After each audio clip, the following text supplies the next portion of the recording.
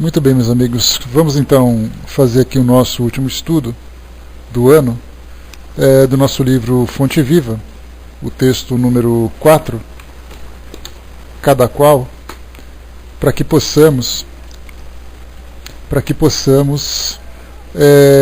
ter essa nossa última reflexão sobre as nossas obrigações, as nossas possibilidades e compromissos.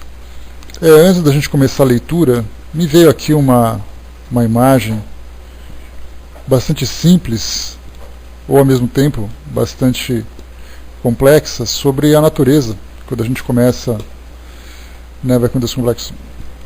quando a gente começa a fazer uma análise sobre a função de cada elemento da natureza.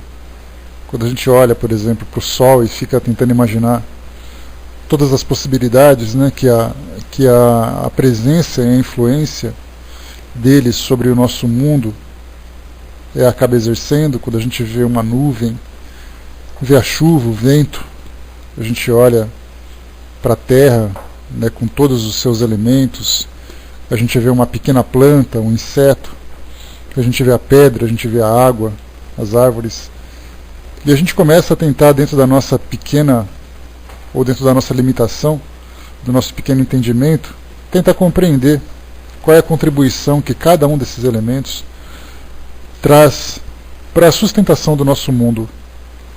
A gente vê, por exemplo, a areia de uma praia, o mar, a composição química da água, o vento que faz as ondas e tudo mais. Então percebemos ali a dinâmica do nosso mundo sem a nossa presença, simplesmente o mundo funcionando por aquilo que ele é. Cada elemento tendo ali a sua função, cada elemento tendo ali o seu propósito. E nós nos perguntamos, para que serve tudo isso? E muitas vezes até negligenciamos, tanto que destruímos aquilo que nós encontramos à nossa volta. A gente sempre olha para a natureza, tentando entender quais são as possibilidades econômicas, ou quais são os benefícios que aquilo pode nos prestar, mas a gente não entende exatamente qual é a sua simples função nesse mecanismo todo, nessa engrenagem toda de sustentação do nosso mundo. Nesse texto, cada qual, ele traz a parte moral, e nessa parte moral nós naturalmente nos envolvemos nela, nós fazemos parte desse contexto. E aí então, assim como cada um desses elementos da natureza, nós também temos ali a nossa função nessa grande engrenagem, uma função particular que diz respeito ao nosso próprio desenvolvimento, uma função dentro de uma pequena coletividade e, consequentemente, como uma pequena célula que parece insignificante no organismo, somada com outras tantas células, forma esse todo e coordena todo o seu funcionamento. Aqui nesse texto, Paulo, enviando uma mensagem aos Coríntios, na sua primeira carta, no capítulo 12, versículo 4, ele traz uma pequena mensagem que faz parte de um contexto que diz respeito a todo o trabalho que pode ser realizado por todas as criaturas, ou melhor, por todos os humanos, dentro dessa coordenação divina. E essa pequena passagem, ela diz assim: ora, há diversidade de dons, mas o Espírito é o mesmo. Então é a mesma coisa quando a gente fala da natureza, que há diversidade de objetivos, há diversidade de composição, há diversidade da própria natureza, se é um ser animado, se é um ser inanimado, mas a essência acaba sendo a mesma, porque tudo é uma criação divina. A mesma coisa no que diz respeito a nós, que somos espíritos. Nós temos também a nossa diversidade de dons, mas que na essência todos nós somos espíritos, criaturas dessa grande inteligência que nós chamamos de Deus. Aqui nesse texto ele traz para nós uma variedade de dons, de talentos, de capacidades, de potencialidades, e aí a gente sempre tenta se encaixar numa delas ou em várias delas, porque a gente não se classifica apenas, unicamente numa posição, mas a gente vai juntando um pouquinho de cada coisa, onde a gente se destaca um pouco mais numa categoria, um pouco menos na outra, mas todos nós acabamos, de certa forma, nos encaixando, na maioria delas pelo menos. E quando se fala sobre a função ou a capacidade de cada um de nós, dentro desse nosso organismo social, dentro desse nosso universo espiritual, eu comecei a fazer a leitura de cada passagem, que eu achei bem interessante, que a gente vai ler em seguida, e eu tentei imaginar a posição de cada indivíduo em cada uma dessas categorias, mas vivendo da forma mais correta, da forma mais perfeita possível. Aí, inevitavelmente, a gente eleva a nossa imaginação a esses mundos perfeitos. Não a perfeição da matéria, a perfeição do organismo, mas o indivíduo moralizado, onde todos cumprem muito bem o seu papel.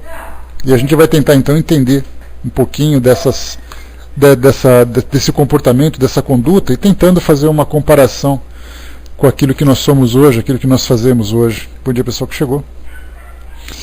Emmanuel, então, traz para nós a seguinte reflexão. Em todos os lugares e posições, cada qual pode revelar qualidades divinas para a edificação de quantos com ele convivem. Então aqui a gente já começa a perceber a nossa função dentro da sociedade em que nós estamos inseridos. Uma pequena sociedade familiar, a macro-sociedade, que é exatamente aquela que nos acolhe, e aquela da qual nós fazemos parte, como um indivíduo que paga seus impostos, um indivíduo que é um profissional, um acadêmico, um vivente de um modo geral. Ele diz para nós assim que aprender e ensinar constituem tarefas de cada hora para que colaboremos no engrandecimento do tesouro comum de sabedoria e amor. Esse tesouro comum, que é distribuído igualmente para todos e que todos nós podemos desfrutar, ele, como nós vimos aqui, ele é permeado por sabedoria e amor. E deveria ser distribuído para todos nós, para que todos alcançássemos essa perfeição que desejamos com tanta ansiedade e com tanta vontade alcançar. Temos pelo menos vontade de alcançar, não significa necessariamente que nós trabalhemos para isso. Muita gente tem vontade de fazer grandes viagens, muita gente tem vontade de ser um milionário, mas não necessariamente conseguem alcançar esses objetivos porque não se aplicam adequadamente. Mas quando a gente fala em tesouro comum, o engrandecimento desse tesouro que pode ser distribuído igualmente para todos, nós já começamos a ver na nossa sociedade atual a grande desigualdade, onde alguns desfrutam mais do que outros desse tesouro comum de sabedoria e amor, exatamente porque nós ainda, pelo fato de alimentarmos esse egoísmo, que é bastante natural, característico da nossa natureza atual, nós sempre nos beneficiamos, ou beneficiamos aqueles que estão próximos a nós, sendo ali imposta aquela lei do mais forte, a lei do mais esperto, a lei daquele que é o mais oportunista, e nós não conseguimos ainda repartir igualmente esse tesouro. Então, quando eu pensei naquele mundo perfeito, eu fiquei imaginando todas as pessoas que conseguem desfrutar dessas oportunidades, todas as oportunidades que a vida pode oferecer, em que todos se preocupam com todos, em que todos dividem com todos, em que a mão assistencial está sempre estendida para todos aqueles que precisam, aqueles que podem estender a mão sempre mantêm essa mão estendida. Então a gente vê que o nosso mundo hoje não é bem assim, dessa forma como nós imaginamos, como nós elaboramos a nossa imaginação, mas é exatamente aquilo que nós desejamos buscar. E é o que a gente tenta fazer através da filosofia de vida que a gente abraça, conforme a gente conversou ontem. Bom dia, pessoal que chegou. A filosofia que a gente abraça, o trabalho moral, os sacrifícios, a perseverança, a esperança de fazer com que tudo se transforme, pelo menos dando a nossa pequena contribuição, ainda que o mundo não tenha a compreensão dessa necessidade de transformação, e ainda que o nosso mundo não veja do modo como nós vemos as oportunidades que todos nós temos de utilizarmos esse nosso potencial, contribuindo para que os outros também se elevem, tanto quanto a gente pretende também se elevar. Então esse tesouro comum um dia será de fato comum, mas por enquanto ele é bastante individual. E aqui então Emmanuel faz para nós a grande, ele começa aqui a listar os vários talentos, ou as várias os vários dons que cada um tem. E aí então tenta para nós aqui, quem administra mais frequentemente pode expressar a justiça e a magnanimidade. Então a gente começa pensando naquele mundo perfeito dos administradores, aquelas pessoas que têm a capacidade de gerenciar uma equipe, gerenciar uma empresa, gerenciar trabalhadores de modo geral. Mais frequentemente pode expressar a justiça e a magnanimidade. Então é aquele administrador muito justo e com aquela vontade de ajudar, de assistir, de orientar, de apontar os melhores caminhos para que todos possam crescer, se desenvolver. Então a gente faz uma comparação desse mundo perfeito com o nosso mundo de hoje, onde esses grandes administradores, pelo fato de estarem numa posição de poder, infelizmente acabam subjugando aqueles que são seus subordinados, diferentemente daquele que exerce a justiça, no que diz respeito à carga de trabalho, no que diz respeito à recompensa pelo trabalho exercido, no que diz respeito à orientação para que o indivíduo possa se desenvolver. Então, numa empresa, no mundo perfeito, seria dessa forma. E a gente poderia, através dos nossos esforços, fazer com que os administradores atuais, ou nós, como administradores, de pequeno, médio ou grande porte, ou mesmo até micro administradores, onde nós temos ali funcionários, sempre tentando ajudá-los da melhor forma, exercendo essa nossa posição com justiça e com essa superioridade, ou com essa superioridade moral que nós temos exercida na sua mais pura expressão. Ao contrário, no segundo grupo que Emmanuel traz para nós, quem obedece dispõe de recursos mais amplos para demonstrar o dever bem cumprido. E aí então nós temos a situação oposta. Alguns são administradores, outros são funcionários subordinados. E esses subordinados, no nosso mundo atual, são sempre aqueles que se consideram injustiçados, são sempre aqueles que esperam grandes benefícios por poucos esforços. Mas naquele mundo perfeito a gente vai ver um empreendimento em que todos os funcionários cumprem as suas tarefas da melhor forma. Cumprem pela responsabilidade que têm naquela função e cumprem também porque são bem reconhecidos por aqueles que são os seus superiores. Eu comentei com vocês que certa vez eu conversava com um amigo e depois a gente não se vê, depois de um tempo sem se ver, perguntei para ele como é que vão as coisas no trabalho, que a gente se encontrou exatamente no ambiente de trabalho onde nós cumpríamos ali as nossas funções. E eu perguntei para ele como vão as coisas. Ele falou assim, bom, eles fazem de conta que me pagam e eu faço de conta que trabalho. Foi um tom de brincadeira, mas a gente vê claramente como funcionam as coisas. Quando você não é reconhecido, você acaba não cumprindo a sua função. Só que na verdade a gente não pode esperar essa recompensa para cumprir bem a nossa função, já que nós aceitamos aquela posição. Ninguém é escravo, ninguém é obrigado a trabalhar naquela posição, mas nós optamos em trabalhar dentro dela. Então se eu assumir aquela responsabilidade, eu tenho que cumprir da melhor forma. E cumprindo da melhor forma seria assim que um funcionário de uma empresa de mundo perfeito trabalharia.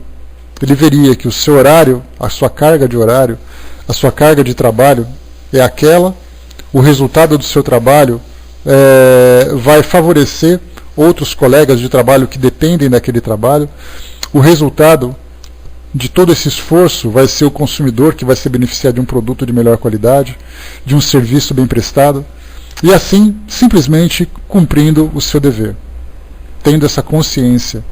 E nós, da mesma forma também, devemos pensar assim, se eu trabalho numa empresa, se eu colaboro com alguma coisa, eu tenho que fazer o meu melhor, independente daquilo que o outro me recompense ou não, porque a minha dedicação depende do meu caráter, e o meu caráter não pode ser dirigido ou não pode ser sustentado por aquilo que os outros fazem. Do contrário, seria uma grande decepção. O outro grupo, ele coloca o rico, mais do que os outros, pode multiplicar o trabalho e dividir as bênçãos. E aí a gente vai para o mundo perfeito e começa a encontrar aquelas pessoas que possuem grandes recursos, que vivem numa classe social mais elevada por tudo aquilo que possui, e a infinidade de possibilidades, as infinitas possibilidades que ele tem de produzir de gerar mais recursos, de gerar produtividade, de oferecer oportunidades.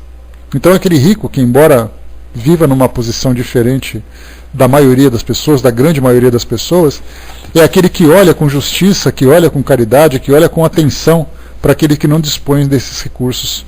Então ele vai oferecer todas as possibilidades possíveis para que as pessoas se beneficiem, ainda que seja dentro da sua própria classe, né? Porque afinal de contas, se aquele rico simplesmente se desfizesse de tudo que possui, as pessoas que não têm possibilidade de manter aquele recurso gastariam. Então ele simplesmente seria um tutor, o tutor daquelas pessoas que buscam oportunidades, e saberia reconhecer isso tudo. Mas no nosso mundo é diferente. Aqueles que mais possuem são aqueles que mais desfrutam dos recursos, das possibilidades, do conforto, dos prazeres. E a gente pergunta assim, mas por que você não utiliza o seu recurso, toda essa sua fortuna, para poder beneficiar outras pessoas? Muitas vezes vai dizer assim, é porque eu trabalhei muito para conquistar isso, eu tenho o direito de gastar.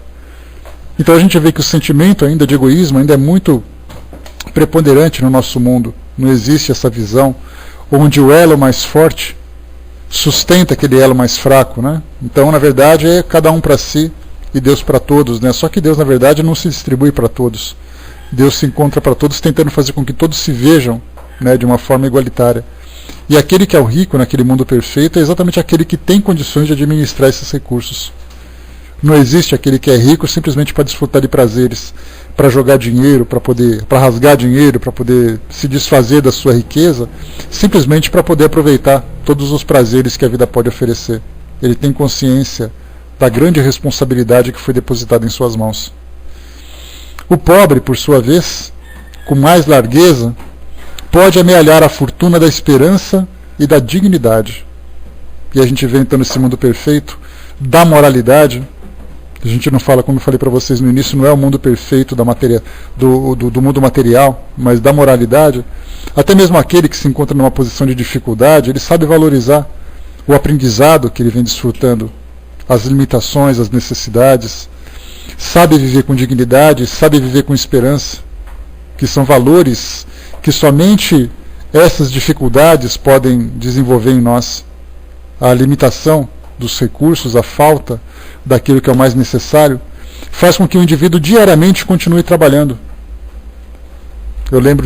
Sempre me lembro de um senhor que passa diariamente aqui na nossa na porta da nossa casa, e ele é coletor de papéis e de reciclados. Vive de uma família muito humilde, tem uma vida muito simples, mas ainda assim todos os dias, faça chuva, faça sol, ele se encontra ali, passando de casa em casa, pegando aquele material. Isso mostra dignidade.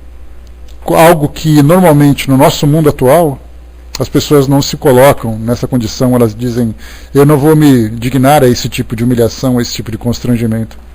Então, na verdade, ele reconhece as suas limitações, mas persevera. Ele não se deixa levar pelo desespero, não se deixa levar pela vida fácil, pela esperteza, não sente inveja daquele que possui, aquele que ele não possui. Então ele trabalha com dignidade, trabalha com muita coragem, porque é necessário coragem viver uma vida de pobreza no mundo como o nosso, principalmente por causa do orgulho que nós ainda alimentamos e desse preconceito que nós estabelecemos entre as pessoas, julgando-as pela sua aparência e pelas suas posses materiais. Mas naquele mundo perfeito não é assim. Aquela pessoa que passa pela rua tendo necessidade, de imediato recebe a atenção de todos aqueles que dispõem de um recurso melhor. Vê as suas necessidades, vê as possibilidades de auxiliar, e fazem isso com boa vontade, porque aquele que recebe também recebe com boa vontade. O que nós vemos hoje nessa diferença entre termos alguma coisa da nossa vida e de nós não termos, por causa da pobreza, nós alimentamos uma desconfiança muito grande. Nós ligamos a televisão, somos bombardeados, né, por essa ideia da violência, da desonestidade, da corrupção, da invasão da nossa privacidade. Então você vê alguém na rua passando necessidade, e você, antes de auxiliar, você faz aquele raciocínio: se eu perguntar alguma coisa para ele, que tipo de problema ele vai me arrumar? Se eu abrir as portas da minha casa para alguém, que tipo de situação eu vou criar? Imaginemos, por exemplo, que chega uma pessoa, uma pedinte na porta da nossa casa, carregando um bebê no colo, e ela diz assim: olha, meu filho está precisando tomar um banho. Será que eu posso usar o seu banheiro para isso? A gente de imediato arregala os olhos e fala, e agora, o que eu falo? Mas a gente percebe que não é necessariamente a questão do egoísmo, da maldade, mas é pela desconfiança, pelas dificuldades que esse mundo acaba oferecendo para nós. A gente tem realmente esse receio de proteger a nossa família, de proteger o nosso lar. Mas nesse mundo perfeito não é assim. Quando chega alguém com necessidade, a gente não pergunta, ela não precisa esperar se ela precisa de alguma coisa. De imediato nós nos oferecemos, porque sabemos que da mesma forma como nós nos oferecemos com sinceridade, aquelas pessoas também vão receber com sinceridade. E aí então a gente começa a estabelecer uma comparação entre esse mundo perfeito e o nosso mundo atual, e tudo aquilo que pode diferenciar ou separar um do outro, o abismo que se encontra um do outro. Numa outra categoria, Emmanuel traz para nós sobre o forte. Mais facilmente pode ser generoso a todo instante. A força, a gente fala a força física, a força social, a força moral, em que normalmente no nosso mundo de hoje o mais forte é aquele que se sobressai, impondo essa sua força simplesmente para poder se beneficiar de uma forma egoísta, fazendo com que todos aqueles que se subjugam a essa sua força sejam ali serviçais da sua vontade. Então, como nós dissemos antes, aquela grande corrente de solidariedade que existe no universo, onde o mais forte sustenta o mais fraco, no nosso mundo atual o elo mais forte esmaga o elo mais fraco. Em vez de utilizar essa força do intelecto, a força da influência, a força material, como nós colocamos, para poder sustentar aqueles que são os mais fracos. O fraco, sem maiores embaraços, pode mostrar-se humilde em quaisquer situação. Então nós vemos aqueles que têm a força e aqueles que não têm essa força. Em vez de nós percebermos aquela conexão do mais fraco, se aproveitar dali daquele que é mais forte, para poder ajudá-lo de uma forma sincera, da mesma forma como ele vai receber também essa ajuda mais sincera, nós vemos o contrário, é uma disputa, onde o mais forte subjuga o mais fraco, e o mais fraco se rebela contra o mais forte. E então a gente vive naquele conflito constante de preconceitos, de julgamentos, de opiniões equivocadas, onde as pessoas que são mais fracas sempre julgam de uma forma negativa aquele que é mais forte, porque ele faz, porque ele fez, porque ele é isso ou porque ele é aquilo. E o mais forte dizendo assim que não suporta aqueles que são os mais fracos, porque não conseguem deixá-lo à vontade para viver sua vida. Naquele mundo perfeito é diferente. De imediato aquele que é mais forte começa a procurar, busca naturalmente a fragilidade das pessoas, sabendo exatamente de que forma que pode ajudá-la a levantá-la dessa sua fraqueza, tirar aquele medo, tirar aquele receio, muitas vezes apontar uma direção, conduzi-lo pela mão, para fazer com que ele também se torne mais forte com o passar do tempo. E o mais fraco, de imediato, com toda humildade, vai buscar a ajuda desse mais forte, pedindo ajuda, demonstrando vontade de crescer, demonstrando todo tipo de esforço. Esse é o mundo perfeito e esse é o mundo real que nós temos hoje. Nós temos uma outra categoria em que o sábio, com dilatados cabedais, pode ajudar a todos, renovando o pensamento geral para o bem. A gente fala da sabedoria, as mentes privilegiadas que nós temos no mundo hoje, aquelas que são altamente privilegiadas, aquelas que são medianamente privilegiadas, aquelas que são simplesmente privilegiadas, né? Se sobrepondo sobre um pequeno grupo, sobre um grupo maior, que utiliza todo esse conhecimento para disseminar a harmonia, para disseminar a renovação das ideias, para poder fazer com que as pessoas vejam com clareza as dificuldades que enfrentam, as necessidades. Esse seria o mundo perfeito. Ao contrário do que nós vemos hoje, o sábio, ainda tomado por esse egoísmo de querer fazer com que o mundo pense da forma como ele pensa, faz exatamente com que a sabedoria seja um motivo de grande orgulho, seja um motivo de grande corrupção. Porque a gente lembra sempre que os elementos que corrompem o ser humano são aqueles que todos nós desejamos. Sermos pessoas altamente inteligentes faz com que nós nos tornemos arrogantes, em que a nossa verdade é sempre maior do que a verdade do outro, em que nós temos a beleza, em vez de fazer com que a beleza seja algo encantador para o nosso mundo, ela se torna alvo de sedução, o objeto de sedução ou o instrumento de sedução, em que aqueles que apresentam maior beleza sempre se destacam de alguma forma pela sensualidade, pela vulgaridade muitas vezes. Nós temos a força física, em que aqueles que são os mais fortes, em vez de sustentar os mais fracos, como nós vimos, acabam agredindo aqueles que são os mais fortes, oprimindo, reprimindo, por falta de reação daquelas pessoas. Nós vemos a riqueza, em vez dela ser bem distribuída no mundo, distribuída, ou pelo menos, quando ela é bem conduzida, faz com que o mundo floresça com maior intensidade, ao contrário do que a riqueza nos corrompe, porque faz com que a gente alimente cada vez mais os vícios morais que nós tanto desejamos saciar. E assim a gente vê em cada um desses elementos essas fraquezas morais. Então aqui no caso, quando a gente fala sobre essa questão da sabedoria, nesse mundo perfeito, ele faz exatamente o contrário. Ele vai levantando cada vez mais aquela lamparina, né, que irradia a luz do conhecimento para todos, ajudando aqueles que têm dificuldade. Enquanto que, ao contrário, o aprendiz, com oportunidades multiplicadas, pode distribuir sempre a riqueza da boa vontade.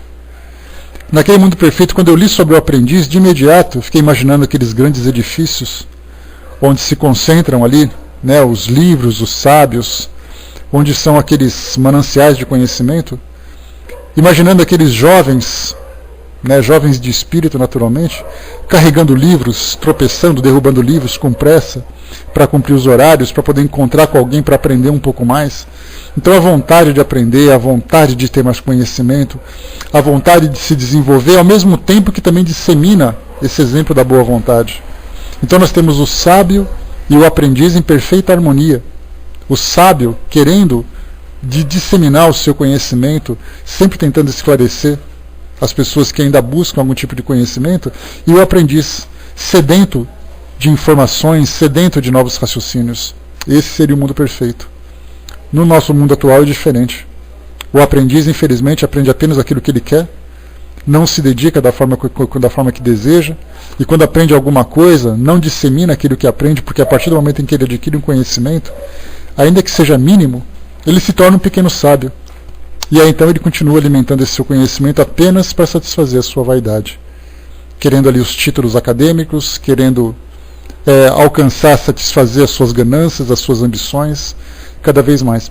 Então nós temos esse conflito entre sábios e aprendizes. Felizmente, para cada uma dessas categorias que nós citamos, nós temos ali aqueles que vivem justamente mais ou menos parecido com esse mundo perfeito que nós imaginamos, onde, independente dos talentos, independente dos dons de cada pessoa, nós temos ali o espírito que vive com sinceridade os seus valores, a sua moralidade. Nós temos aqui os sãos, aqueles que têm a vida saudável, comumente, pode projetar a caridade em todas as direções. Eu acho que um dos atributos mais valiosos que nós temos e que nós pouco valorizamos é exatamente a nossa saúde, que é uma plataforma sólida onde nós podemos nos sustentar e principalmente dar impulso para que a gente possa dar grandes saltos, que a gente possa dar passos seguros. E essa saúde, infelizmente, quando nós estamos saudáveis, nós nos distanciamos cada vez mais das necessidades alheias. Porque quanto mais saudável nós estamos, mais prazer nós temos vontade de buscar. Então a gente vive naquele círculo vicioso em que a gente fica saudável, a gente aproveita essa saúde e se destrói. Aí a gente fica doente, trabalha para poder buscar a saúde de novo. Então a gente fica nessa oscilação, subindo e descendo, fica saudável, fica doente, fica saudável, fica doente, porque a gente não consegue manter de uma forma estável esse nosso estado de saúde. Então nós temos que aproveitar não apenas a saúde física, porque nós falamos de sãos aqui, e a gente lembra que pela Organização Mundial de Saúde, a saúde ela é classificada de acordo com a nossa condição em vários aspectos.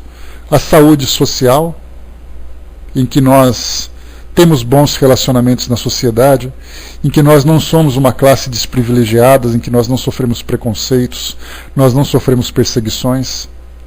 Isso é saúde social. Nós temos a nossa saúde orgânica, que é natural, que nós sabemos que o nosso corpo funciona de uma forma adequada, o nosso corpo funciona dentro dos padrões da sua manutenção. Nós temos a nossa saúde emocional, a nossa saúde psíquica, em que nós não sofremos esses distúrbios que infelizmente hoje são pragas que infelizmente infestam a nossa sociedade, depressão, ansiedade, desilusões, desesperança, ciúme, inveja. Então nós não conseguimos ter aquela tranquilidade de nós termos bom relacionamento com as pessoas, tentando cobrar um tipo de comportamento, e nós também não conseguimos dormir colocando a cabeça no nosso travesseiro com tranquilidade. Sempre tem algo que nos incomoda, e muitas vezes é um incômodo bastante profundo. Essa é a saúde mental.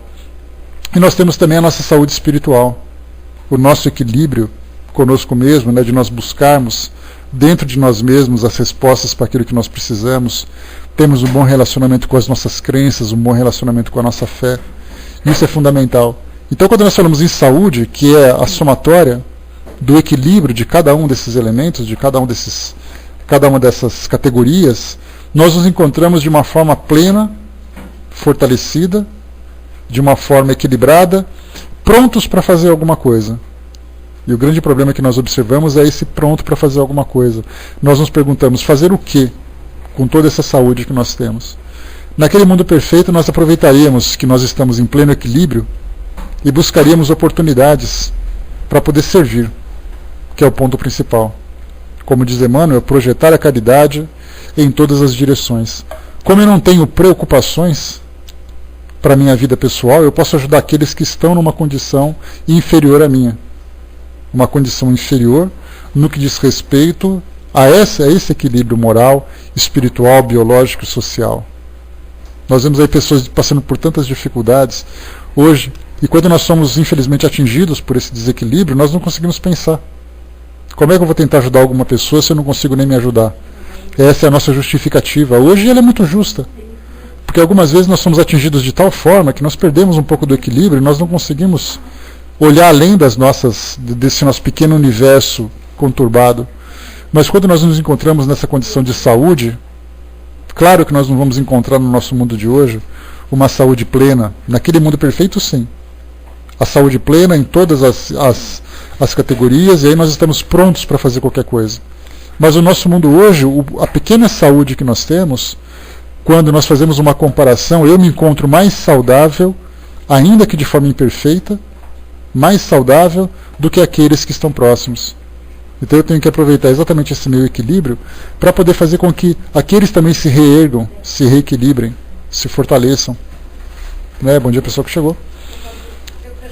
Nós temos o doente, falamos do saudável, do são, temos o doente. Com mais segurança, pode plasmar as lições da paciência no ânimo geral. Assim como aquele acadêmico que saía, só para vocês compartilharem da minha imaginação, eu fiquei imaginando assim, um edifício de mais ou menos uns 8, 10 andares, bastante largo, todo espelhado, com aquelas portas imensas, entrando e saindo aprendizes, entrando e saindo mestres e professores, carregando seu material com toda disposição, com toda boa vontade. Essa foi a imagem que me veio quando falava dos aprendizes e dos sábios. Quando se falava sobre o doente e sobre o são, a mesma coisa me veio. Um hospital um pouco mais baixo, todo branco, com grandes janelas, e lá dentro aquelas camas espalhadas em quartos e enfermaria, onde nós vemos ali pessoas que são doentes, embora doença, quando nós falamos em doença social, não precisa necessariamente estar relacionada com o hospital, mas a imagem do doente me veio exatamente aquela, que é aquele doente que está disposto a se curar, disposto a receber a medicação, não é um doente que desiste, né? Exato, né, o Sandra? Aquele perfume de éter, né?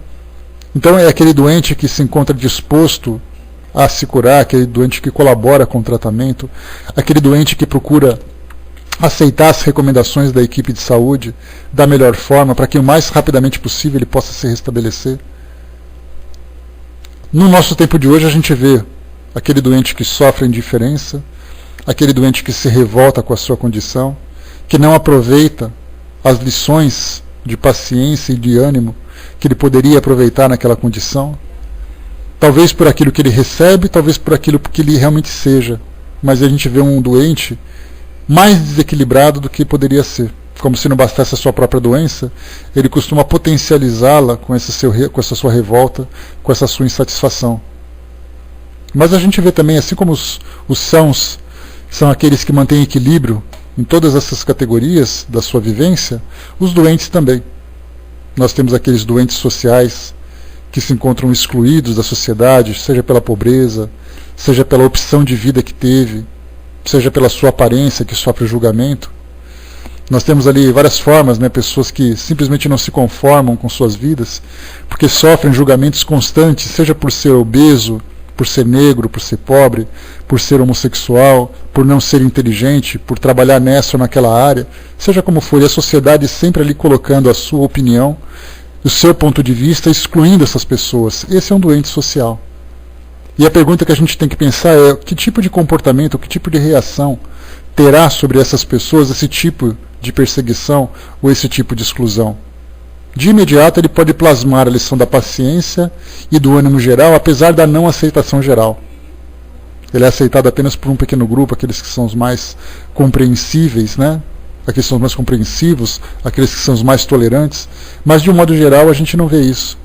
A gente vê exatamente aquilo que nós buscamos, apenas aqueles que são semelhantes a nós. E enquanto isso a gente fica brigando um com o outro para ver qual vai ser a categoria que mais vai se sobressair. Esse seria o doente. Nós temos o doente físico, que é aquele que traz as suas limitações orgânicas, que tem necessidades de tratamento, que passam por situações bastante difíceis, que não recebem adequadamente aquilo que precisam. E aí então, dessa mesma forma, devem plasmar as lições de paciência no ânimo geral, para mostrar para as pessoas que apesar dessas limitações, ele continua perseverando em busca da sua cura, em busca do seu equilíbrio. Nós temos aqueles que são os doentes psíquicos, doentes emocionais. E aí nós temos os males do século, a depressão, a ansiedade, as pessoas que vão se entregando cada vez mais para essas mazelas que vão afetando nas suas lutas, no seu desenvolvimento. Famílias que entram em atrito, as pessoas que perdem o ânimo, as pessoas que perdem a vontade de agir, de trabalhar de uma forma diferente, de buscar ali as suas conquistas e necessidades. E aí então exatamente ali, por perceber esse desequilíbrio emocional, deve trabalhar a sua paciência e deve trabalhar também a perseverança para encontrar esse reequilíbrio e não se entregar a ela. E nós temos aqueles que são os doentes espirituais, aqueles que vivem de uma forma desequilibrada a sua própria crença, a sua própria fé.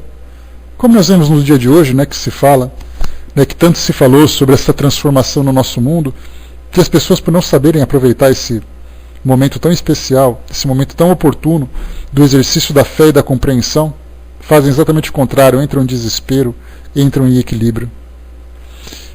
Então Emmanuel coloca para nós assim, para poder fechar esse raciocínio: os dons diferem, a inteligência se caracteriza por diversos graus. O merecimento apresenta valores múltiplos. A capacidade é o fruto do esforço de cada um, mas o Espírito Divino que sustenta as criaturas é substancialmente o mesmo. Todos somos suscetíveis de realizar muito na esfera de trabalho em que nos encontramos. Repara a posição em que te situas e atende aos imperativos do infinito bem. Coloca a vontade divina acima de teus esforços e a vontade divina te aproveitará. Então essa mensagem faz com que a gente volte para o nosso mundo interior, faça uma reflexão de quais são as nossas capacidades e potencialidades, não pensando exatamente naquilo que eu não tenho, naquilo que eu preciso desenvolver, mas pensando naquele pouco que eu possuo e de que forma que esse pouco pode servir para o bem geral. Esse tipo de sacrifício nós estamos ainda aprendendo a desenvolver. Nós aprendemos muito na teoria, Miriam, como quando conversamos ontem. Nós aprendemos muito na teoria e nos esquecemos da prática. E é essa prática que esse nosso potencial deve ser aproveitado, porque a partir do momento em que nós nos colocamos à disposição, o trabalho surge. O trabalho aparece quando o trabalhador está pronto, diz aquela máxima que nós já conhecemos. Mas como é que o trabalhador está pronto? Quando ele reconhece o seu potencial e se coloca à disposição. A doutrina espírita nos chama a atenção por sermos trabalhadores da última hora, seguindo o exemplo de Jesus, que é o aniversariante dos próximos dias. Um trabalhador incansável, que procurou servir com todo o seu potencial e todo o seu dom, que se encontrava no máximo da escala que nós compreendemos aqui no nosso mundo, colocou à disposição do mundo e fez o que fez. E nós somos aqui pequenos e simples servidores, mas só seremos servidores se nós soubermos realmente servir. E esse serviço depende da nossa disposição e da nossa capacidade de servir. E principalmente, que nós tenhamos vontade constante de evoluir, de crescer. Não apenas por aquilo que eu tenho, mas por aquilo que eu posso desenvolver mais em mim. Então eu tenho que sempre buscar esse aperfeiçoamento, esse meu aprimoramento, para que eu possa cada vez mais me desenvolver. Essa é a parte mais importante. A Soldado colocou, de certa forma, o fato de aparecer um trabalho mostra que a pessoa está preparada. E aí a gente vê o que tem aparecido de oportunidades para nós e o que poderia aparecer mais ainda se nós estivéssemos mais preparados. Então essa visão que nós temos de nós nos desenvolvermos espiritualmente e intelectualmente, moralmente também, essa evolução constante, esse trabalho contínuo, mostra exatamente aquilo que o mundo espiritual espera de todos nós. Poderíamos fazer muito mais se nos colocássemos à disposição. Mas infelizmente, pelo fato de nós ainda termos essa visão limitada e por estarmos ali bloqueados ou temos uma série de obstáculos no nosso caminho, a gente vai se desviando, a gente vai perdendo um pouco do nosso tempo, da nossa energia, da nossa disposição, a gente vai infelizmente servindo muito aquém daquilo que nós poderíamos servir. Mas se nós tivermos essa visão, a importância de nós sermos realmente os trabalhadores da última hora, os servidores na seara cristã, certamente nós buscaremos cada vez mais o nosso aperfeiçoamento e nos fortaleceremos também em busca dessas oportunidades cada vez maiores e cada vez melhores, em qualquer área, na nossa área pessoal, na nossa área familiar, na nossa área social. Basta que nós nos coloquemos à disposição e o trabalho certamente vai surgir. Então por isso o nosso título de hoje, cada qual segundo a sua capacidade e cada qual segundo a sua própria vontade. A Miriam colocou, eu sempre penso que podemos buscar condições para uma tarefa. Se nos encontramos ainda despreparados para ela, é questão de vontade também. Muitas vezes nós temos limitações, não há dúvidas disso. Mas a nossa maior limitação é a limitação da vontade. Porque eu posso até não conseguir fazer aquilo que eu gostaria, mas certamente eu vou fazer qualquer coisa que tiver a oportunidade de fazer, se eu me colocar à disposição. Então, meus amigos, fechando por aqui o nosso ano, deixando para nós essa reflexão, que a gente sempre precisa desse marco temporal para poder fechar os ciclos da nossa vida, Então acaba um ano, começa outro. Dentro do nosso psiquismo isso tem grande importância. Então façamos os nossos projetos de vida para o ano que vem, para aquilo que nós podemos ser, para aquilo que nós podemos realizar. Saiamos dessa zona de conforto, Magali? Porque ela é sempre muito cômoda, mas infelizmente sempre muito improdutiva. Então nós temos que sair dela e mostrarmos o sacrifício e a vontade, como se fôssemos aqueles estudantes daquela imagem que eu projetei aqui na minha mente, carregando os nossos livros com pressa, com vontade, porque a gente não pode perder tempo. E exatamente esse é o momento, nós não temos mais tempo a perder. Principalmente nós, que conseguimos ter essa conscientização. Pois é, exatamente, Miriam? Então muitas vezes o chamado está sendo gritado aos quatro ventos aí, nós que simplesmente não ouvimos. Então, meus amigos, encerrando por aqui o nosso trabalho, eu vou passar para a nossa amiga Beth, que vai fazer aqui o nosso encerramento e vai trazer também para nós uma mensagem para esse nosso período natalino. Esqueçamos o Papai Noel, esqueçamos o presente, pensemos